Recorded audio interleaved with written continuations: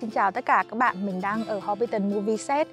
Ở đây cách trung tâm thành phố Auckland khoảng tầm 2 tiếng lái xe và khoảng tầm hơn 170 cây số. Hôm nay là một ngày trời hơi mây đằng sau. Mình hy vọng một lát nữa khi mình vào cái khu vực đó rồi thì trời sẽ xanh ngắt và nhiều nắng để có những thước phim đẹp hơn cho các bạn. Hy vọng như vậy.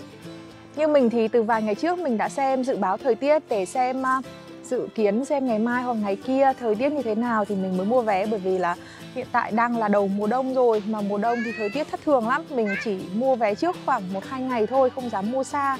Mua xa thì thời tiết thay đổi, thì đến nơi trời mà mưa thì không quay được cái gì ở đây cả. Sau khi đến nơi tập trung thì họ sẽ đưa mình lên xe buýt đi theo tour và lái xe khoảng tầm 8 phút thì sẽ đến phim trường này. Ở xung quanh mình thì có rất là nhiều người, nhưng mình đang chọn góc này thì ít người để mình xoay lại cho các bạn xem tour của mình đang có bao nhiêu người đằng sau nhá.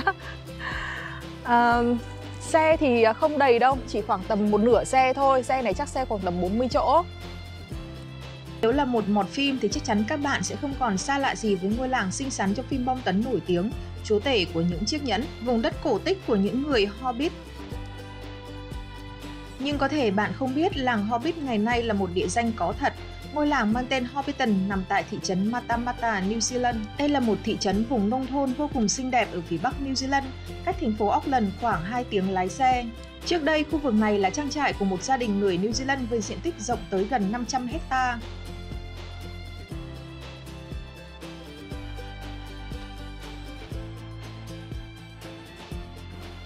Hôm nay đi cảm giác rất là may mắn các bạn ạ, bởi vì là không quá đông. Thực ra đây là lần thứ 3 mình đến phim trường này rồi.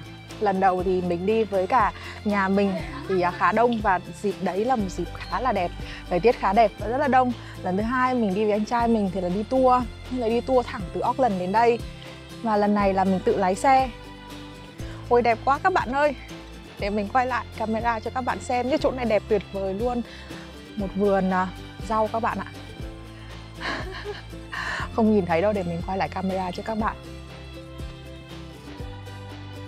Tới năm 1998, đoàn làm phim Chúa tể của những chiếc nhẫn đặt chân tới New Zealand với hy vọng tìm được khung cảnh tương tự như mô tả trong cuốn tiểu thuyết, một chiếc cây to và cao gần một ao nước nhỏ. Các quả đồi chập trùng ở trang trại này dường như sinh ra để dành cho người Hobbit, rất phù hợp để xây dựng những ngôi nhà nhỏ tại đây. Các bạn ơi, mình đang rất là vui bởi vì lúc mà mình đến đây thì trời mây, mặc dù mình xem dự báo thời tiết trước rồi. Và đến nơi thì trời nắng chan hòa, mừng rơi nước mắt các bạn ạ. Mình sẽ quay cái nhà đấy đằng sau nhé, để các bạn cùng nhìn. Chủ trang trại ngày ấy không hề biết Peter Jackson là ai, và họ cũng chưa bao giờ biết đến cuốn tiểu thuyết Chúa tể của những chiếc nhẫn, nhưng họ đã đồng ý với lời đề nghị biến một phần diện tích thành trang trại của xưởng phim. Họ không ngờ trang trại của mình trở thành khu du lịch nổi tiếng thế giới. Hobbiton bắt đầu mở cửa cho khách vào tham quan vào năm 2002. Sức hút của ngôi làng với khách du lịch lớn đến mức mỗi năm có tới hơn 350.000 lượt khách du lịch tới đây. Nhà này là cái nhà có lẽ thứ 10 mình quay và chụp rồi đấy các bạn ạ. Sắp cháy máy đến nơi rồi. Một con đường đẹp ơi là đẹp. Đoạn ngược đoạn xuôi. Với những ai yêu thích vẻ đẹp và hòa mình với thiên nhiên thì đây là một nơi không thể tuyệt vời hơn. Tất cả mọi ngóc ngách nơi đây các bạn đều có thể chụp ảnh check-in và sống ảo như trong xứ cổ tích. Bạn nào là tín đồ của màu sắc thì đến Hobbiton Movie sẽ rất là thích hợp. Bởi vì ở đây có nhiều màu sắc lắm, có cửa màu xanh, màu vàng, màu đỏ. Bạn nào thích màu sắc thì đến đây nhá. Mình cũng chọn một cái áo rất là rực rỡ đến đây cho nó phù hợp. Khi tới Hobbiton, bạn cứ ngỡ mình đang ở vùng đất thần tiên, tưởng như chỉ có trong truyện cổ tích. Đoàn làm phim không can thiệp quá sâu vào khung cảnh ở vùng đất này. Ngôi làng vẫn giữ nét đẹp hoang sơ, kỳ vĩ, lấp lo 44 căn nhà với ô cửa tròn xoe được xây dựng nửa chìm vào trong lòng đất. Mình không tìm được từ ngữ nào để miêu tả hết vẻ đẹp của con đường nơi đây cho các bạn. Ngôi làng đẹp như tranh vẽ, bạn có thể thấy những đồi cỏ xanh mướt, những tán cây, hồ nước trong vắt và những loài hoa đủ màu sắc. Nhưng liệu bao nhiêu người biết rằng 44 ngôi nhà xây dựng tại làng Hobbit này chỉ là cảnh bên ngoài của bộ phim? Tất cả những cảnh bên trong căn nhà đều được thực hiện ở studio thành phố Auckland, New Zealand. Khi tới Hobbiton, bạn không nên bỏ qua ngôi nhà Back End của Bilbo Baggins. Nhân vật chính trong loạt phim chúa tể của những chiếc nhẫn, ngôi nhà xinh đẹp mang không khí cổ xưa của châu Âu với cánh cửa sơn xanh nằm dưới tán sồi phủ bóng. Mình đang đứng ở một trong những cái nhà đẹp nhất ở Hobbiton. Một cái nhà cũng rộng nhất và ở phía trên của đỉnh đồi. Một lát nữa thì mình sẽ đi xuống hồ và một cái nhà khác đẹp không kém ở đây. Hãy đi theo mình nhé. Đằng sau mình thực ra là rất là nhiều người đang chờ để xếp hàng chụp ảnh.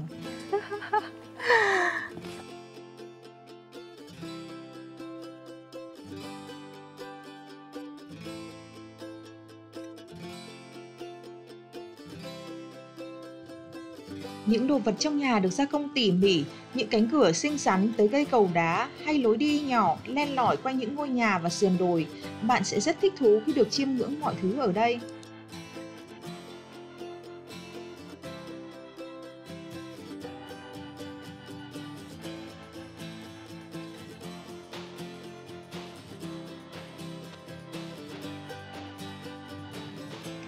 Mỗi ngôi nhà đều có hình dáng tròn tròn khác biệt và ngụ nghĩnh, những cửa sổ bé xíu thêm vào bộ bàn ghế gỗ và tách chén uống trà ở ngoài cửa.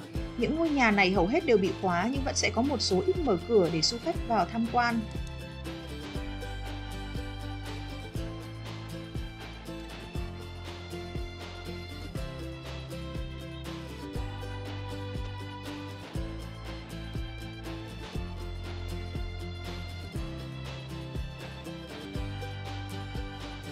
Bạn có thể ghé thăm và khám phá khu du lịch Hobbiton ở bất cứ mùa nào trong năm, bởi nơi đây bốn mùa khí hậu ôn hòa, trong lành và hồ nước xanh, với khung cảnh thì mỗi mùa một vẻ. Có một cảnh hoàng hôn trong phim Hobbiton mà thực chất là cảnh bình minh, do những căn nhà ở đây nằm ở hướng đông. Đoàn làm phim đã phải quay cảnh mặt trời mọc và làm ngược lại thời gian của cảnh quay. Họ đã phải quay 7 lần mặt trời mọc mới bắt được cảnh quay đẹp.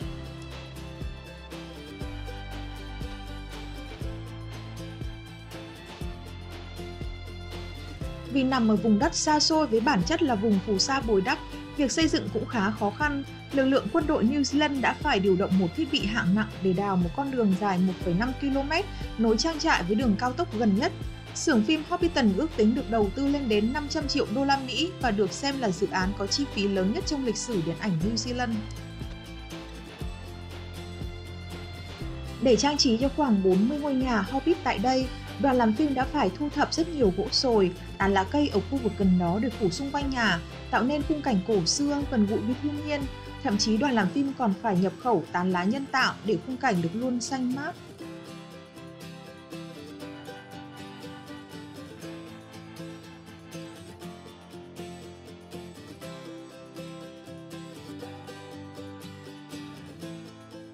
Mình đang ở điểm đến cuối cùng của tour rồi. Sau khi kết thúc khoảng tầm 2 tiếng thì các bạn sẽ tập trung ở đây và mỗi người sẽ được chọn một đồ uống miễn phí nhá, đã bao gồm trong giá vé rồi. Giá vé ở đây là 89 đô, bao gồm là xe đưa bạn từ nơi tập trung cho đến khu phim trường này. Thì vào đây các bạn đi bộ khoảng tầm gần 2 tiếng thì sẽ đến đây. Mỗi người được chọn một đồ uống miễn phí. Các bạn nữ có thể chọn là ginger beer, tức là bia gừng. Cái này thì không có alcohol đâu, không có cồn ở trong đấy. Đây là cũng là cái khu mà đẹp nhất ở trong cái khu phim trường này. Các bạn có thể nhìn, mình đi vào buổi chiều nên là nắng rất là ấm. Các bạn đi ở buổi sáng thì có lẽ là cũng sẽ đẹp, nhưng mà buổi chiều thì mình thích hơn tại vì có cái ánh nắng ấm, sẽ cảm nhận là nó ấm áp hơn. Trước đây thì mình đến đây đi theo tour mà tour là đi thẳng từ Auckland. Thì tour đó bao gồm là đi ở khu phim trường này và bao gồm một buffet.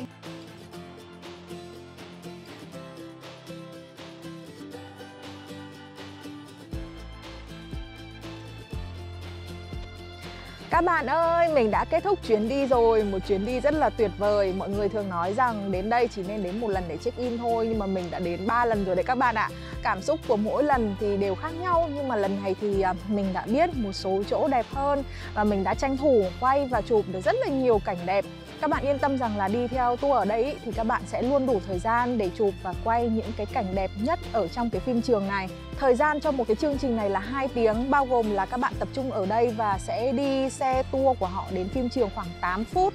Sau đó đến nơi thì các bạn đi khoảng gần 1 tiếng rưỡi và có khoảng tầm 10 phút cuối cùng để uống đồ uống giải khát. Và sau đó thì mất khoảng tầm 8 phút để quay trở lại nơi này. Bây giờ thì kết thúc chuyến đi rồi, mình sẽ trở lại Auckland bây giờ và hẹn gặp lại tất cả các bạn ở những hành trình tiếp theo.